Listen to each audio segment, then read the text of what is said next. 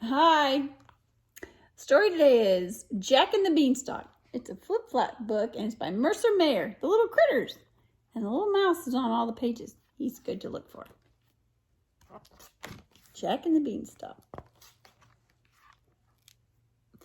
Once upon a time, there was a little critter named Jack, and he lived with his mother, and they were very poor. All they had was a cow. One day, the cow stopped giving milk. "Take this cow to the market and sell her," said Jack's mother. "Then we'll have money to buy food." "But that's my pet cow." "Hurry home." On his way into town, Jack met a sly old fox. And the fox said, "I'll trade you what I have in this bag for your cow." Jack traded his cow for a bag of beans, and he thanked the sly fox, and he ran home. I wonder what's in the bag. Boy acts like he was born yesterday. Let's see what's in the bag. These are the magic beans. "How could you sell our cow for some worthless beans?" Jack's mother yelled. She threw the beans in the garden and sent Jack to bed. What did I tell you? The next morning, Jack heard strange sounds outside his window. What's outside the window? Let's look. Oh, there's the beanstalk. During the night, a giant beanstalk had grown, and Jack said goodbye to his mother and climbed the beanstalk. Oh, what's behind the cloud? Get to it. Oh, at the top was a castle where a mean giant lived. The giant beanstalk went straight up to the sky and right through the clouds.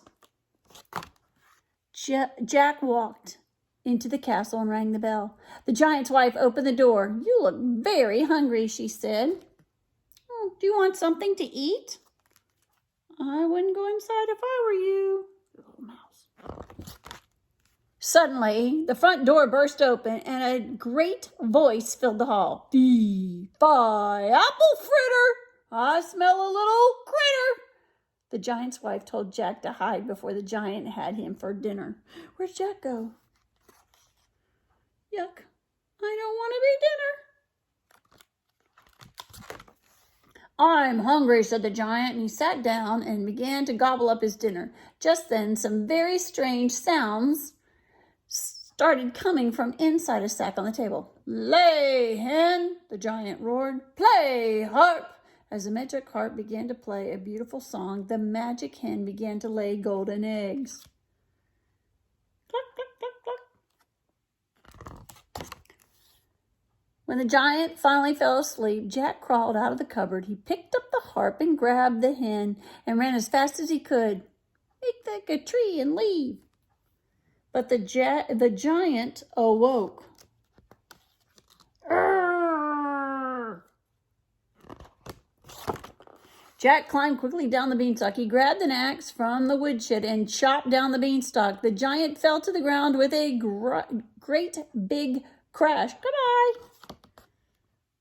This is not my day."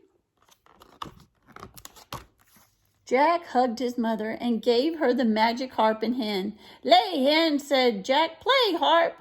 The harp began to play a beautiful song while the hen laid golden eggs. Yay! And so she did. I just love a happy ending. With a golden egg, Jack bought back the cow, which made the cow very happy. And the whole giant made, when he fell, became a giant wading pool. And all the kids from the neighborhood came to play, and Jack was the hero. The end. That's the story of Jack and the Beanstalk. But sometimes fairy tales have fractured ones. This is Jim and the Beanstalk by Raymond Briggs, and it's just a little different. Jim and the Beanstalk. Early one morning, Jim woke up and saw a great plant growing outside his window. "That's funny," he said. "That wasn't there yesterday." I'll see how high it goes. And he began to climb up the plant. "It certainly is big," he said, as he disappeared into the clouds. When he reached the top of the plant, Jim saw a castle. "I'm hungry. I'll ask at the castle for breakfast. Hope they have some cornflakes. Jim ran to the castle and knocked on the door, and he waited and waited until the door was slowly opened by an old giant. Aha! A boy, a nice juicy boy, 3 fried boys on a slice of toast. That's what I used to enjoy eating in the old days, but I haven't got any teeth now. Come on in, boy. You're safe. The giant shared his breakfast of beef and beer, and with Jim, is your name Jack, he asked. No, said Jim. It's Jim. Did you come up a beanstalk, said the giant. I came up some sort of plan, he said. It's that beanstalk again, said the giant. It came up once before. That nasty boy Jack stole some of my father's gold and took our golden harp and our golden hen, and I never really been happy since. Now I'm too old. I can't even see to read old poetry books because the print's too small. Don't you have any glasses, asked Jim. Nope, I do not, said the giant. I mean, your reading glasses. They go on your ears and your nose. No, it's my eyes I'm talking about, not my ears and my nose. These glasses are for your eyes, he said. Oh, well, go get them. Get them for me, and I'll pay you gold. Well, I'll have to measure you, said Jim. So Jim measured the giant's head.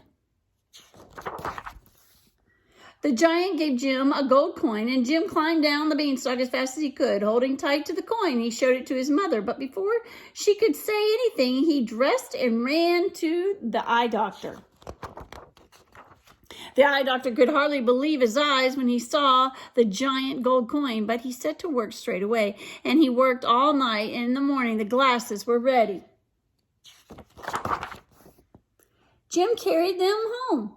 He tied them on his back and climbed up the beanstalk. The giant loved the glasses. He put them on and began reading rhymes to Jim. You're a good boy, he said. Now I can see you properly.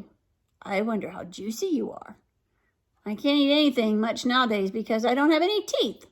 Why don't you have any false teeth? Asked Jim. False teeth? Never heard of them. So Jim explained about false teeth while the giant listened carefully. Go get them. Get them for me and I'll pay you gold coins. So Jim measured the giant's teeth. Make them big and sharp. I like sharp teeth. And the giant gave Jim a gold coin, and Jim climbed down the beanstalk as fast as he could, holding tight to the coin. He showed it to his mother, but before she could say anything, he ran off to the dentist. The dentist could hardly believe his eyes when he saw the giant gold coin, but he set to work straight away, and he worked all night, and in the morning the teeth were ready, and Jim carried them home. Then he tied them on his back, and he climbed up the beanstalk. The giant loved his new teeth. He jumped up and down, chomping his jaws and gnashing his teeth until sparks flew. Then the giant sat down and looked at himself in the mirror and suddenly sad again. Aw, I used to be a good-looking lad. Great head of flaming red hair I had, and now look at me. Why don't you have a wig, said Jack. A wig? Never heard of a wig. So Jim explained about a wig while the giant listened carefully. Get one! Get me a red and curly, and I'll pay you good gold. So Jim measured the rest of the giant's head. The giant gave Jim a gold coin, and Jim climbed down the beanstalk as fast as he could, holding tight to the coin, and he showed it to his mother, but before she could say anything, he ran off to the wig maker. The wig maker could hardly believe his eyes when he saw the giant coin, but he set to work straight away, and he worked all night, and in the morning the wig was ready. Jim carried it home, and then he tied it on his back and climbed up the beanstalk. The giant loved the wig. I look about 100 years younger, he said. The giant put on his best clothes and danced around the room, beaming at himself in the mirror. It's terrific. I'm glad I didn't eat you. After a minute, he said gruffly, now look, boy, you've done wonders. I feel happy again. You'd better go now before I feel like a fried boy again. So Jim said goodbye fast, and he ran to the beanstalk. He slid down and landed in a heap. Above him, the giant shouted, chop the beanstalk down, or I might come down and crunch you up with my new teeth. Seizing an axe, Jim swung mightily and chopped down the beanstalk.